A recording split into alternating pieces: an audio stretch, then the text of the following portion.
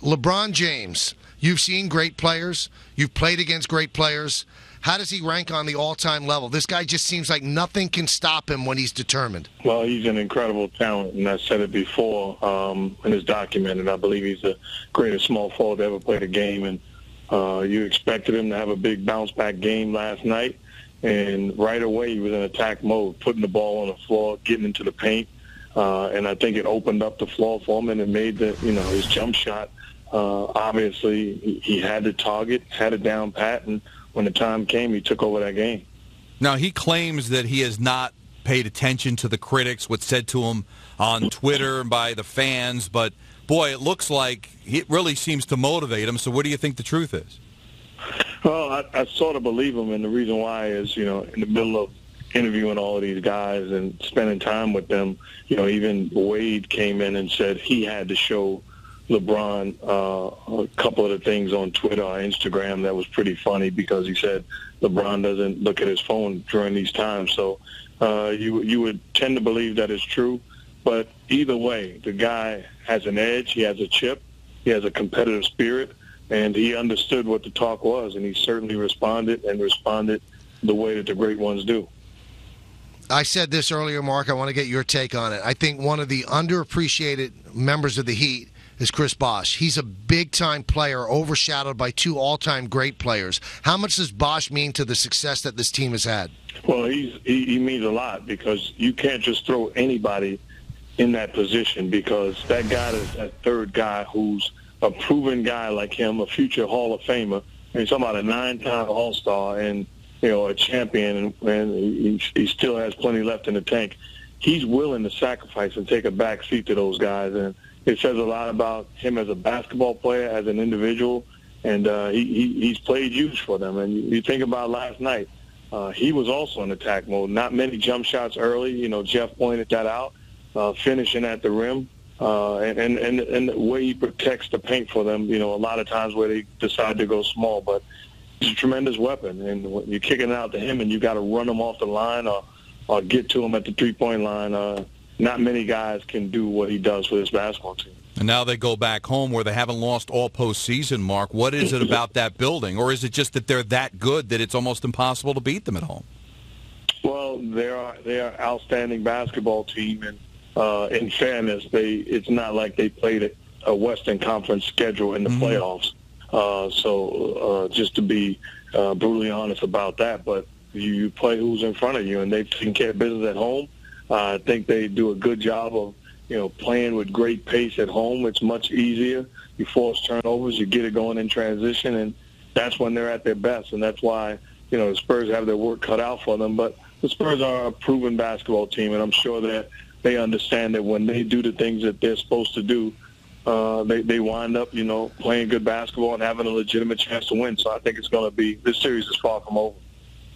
Let's talk about the elbow that Chalmers threw when he was driving past Tony Parker. I thought that at the time when it happened, that could really further motivate the Spurs, but it seemed like it galvanized the Heat even more. Do you think that had a positive effect on Miami? I think it did. I think they needed somebody to show some resistance, some fight. They're an outstanding defensive team that had not been playing great defense, throughout the course of this series thus far, and they were having problems with the pick and roll. But all of a sudden, they got life, and they had a competitive spirit about them and a battle about them, and you can see the Spurs go on their heels. I don't think the Spurs were affected by it because they've seen it all, but at the same time, I thought it gave life to the Heat, and especially a guy like Chalmers who had been struggling all series long.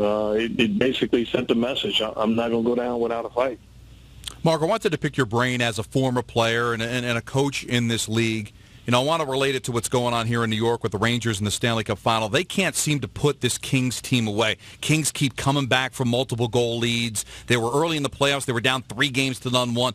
As a player, when you're going up against that force, that zombie that just can't get killed, is it frustrating to know that you got a team that just refuses to go away, and what can you do about it?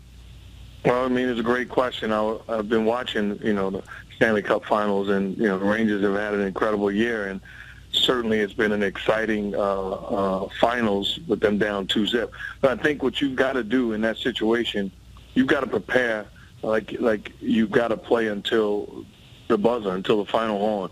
You cannot relax going up 2-0 or going up 12-2 in the NBA Finals. You are the two best teams for a reason, and one of the reasons is you're not going to quit. One of the reasons is you can care less what the situation is.